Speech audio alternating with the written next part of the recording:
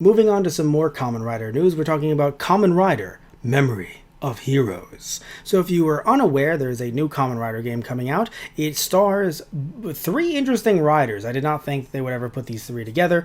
It's not only Kamen Rider 01, of course he's the newest rider. When it comes to rider games, you're going to get that newest rider right there, right on the cover, but it also has O's and Double.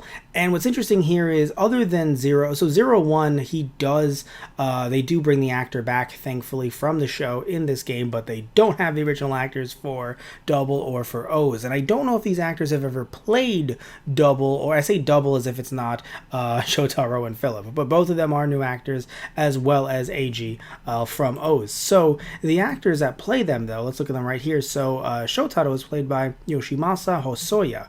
Now, he was actually the Ageha Yummy. I was gonna say a different word. I don't want to say that word. I saw the O's right there and I was like, hell no. Anyway, so he was in 2 episodes of O's, and so he is again the voice of Shotaro. Then the voice of Philip, which is actually Koki Uchiyama, is actually, let's see, he was the Marionette Shadow in episode 9 of TokuDragon. I really like TokuDragon. So there's also Tatsuhisa Suzuki, who is O's, who is Eiji, and when it comes to him, he's been in a fair amount of tokusatsu, so you may know him as Usada from Go Busters. Also, he was in Ultra Ginga S the movie as Etzelgar. I don't know who that is, but either way, though, when it comes to Usada, that's actually pretty cool. And he's also he was also the green hippopotamus.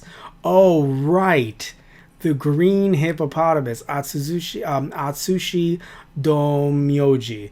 Right, that was in the Go Busters Return special. I remember that now. That was hilarious. Okay, so, and by the way, he's also been in dubbing roles as well. These actors are not well, speaking of dubbing roles, this is hilarious. He was in Kamen Rider Dragon Knight. He was Kit Taylor, which, if you don't remember, that is Kamen Rider Dragon Knight. Oh god, that show, that's coming back to me. So yeah, so these actors have dubbed over some foreign stuff as well, or American stuff. Also, he was Zack, the Black Ranger in Mighty Morphin.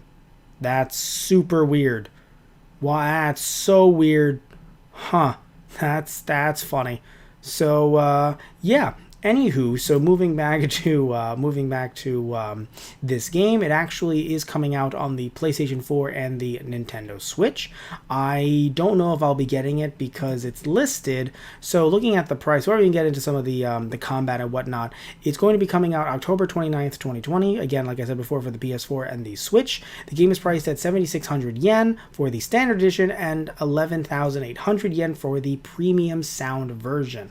I'll get to what the differences are in those, or with those, a little bit later. But looking at the prices here, so the standard edition is 7,600 yen, which in US dollars is 71.82. So that's money, all right. I know it's imported, but still, that's money, all right. And when it comes to the premium sound version, that actually is, come on now, yen to USD, $111.51. So what are the differences here? Well, the standard edition has all new soundtracks, and the premium sound version has the original soundtracks from the TV shows. Now, I don't know if it's more money because they're just trying to shake us down for more money, like, give us the money, you nerd, or, which, to be fair, yeah, or it might be based on like different royalties and rights and whatnot to the music that they genuinely do need to charge a bit of a premium for. I don't know. All I know is both of those are hurting, and it stinks though, because I want to wait these out, and it's an import. You usually don't really find them much cheaper unless you're getting them secondhand. Like personally, I remember I got the Kamen Rider Bat Ride War Genesis game, which is on the PS4.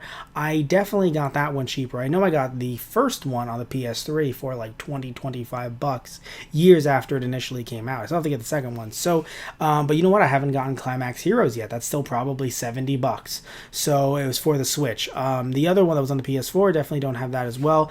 And also, I don't know, so there is a trailer in English, which is pretty cool, and also there was some Japanese gameplay that was released. The first 16 minutes also has a boss fight in there.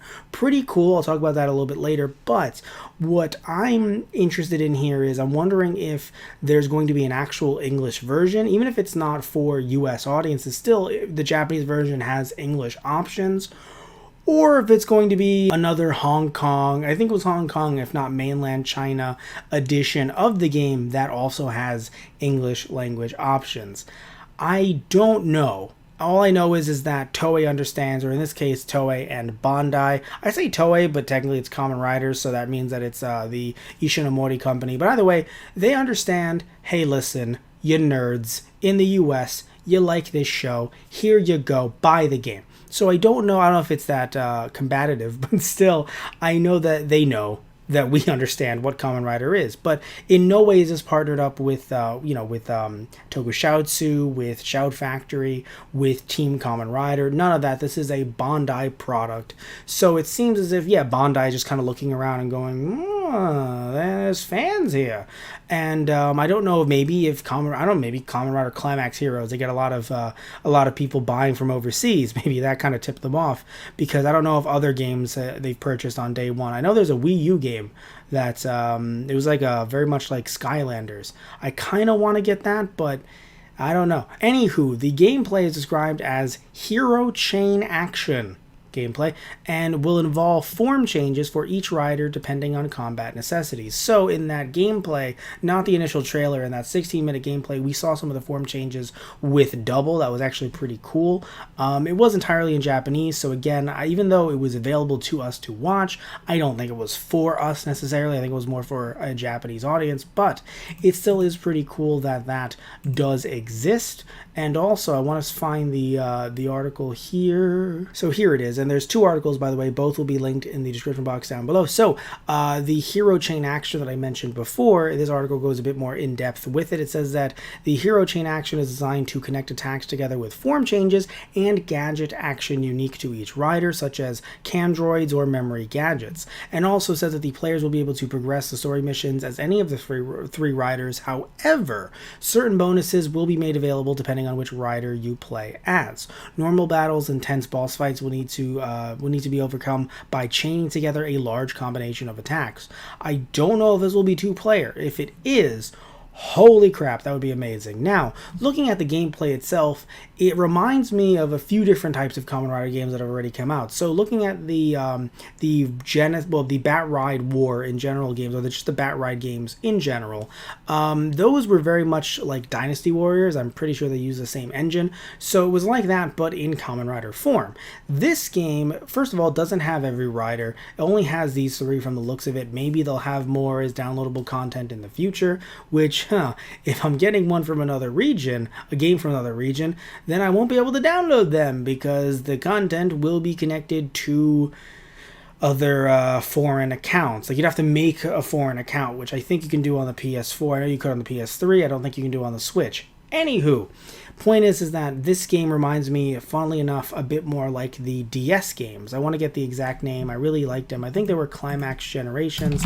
The difference is, though, in that those games, you actually could choose every rider, but in this case, it feels like it's very much trying to focus on these three riders just so that it could kind of get their movesets really in depth rather than just be surface level for a bunch of other Kamen Riders. But I want to say, this game came out, okay, the all Kamen Rider generation. There were two of them. The first one actually came out when O's was a thing, so that's 9 years ago now, dear God. And the second one actually came out in 2012, and that was when Forza was a thing. But still, 8 years ago, so that one hurts.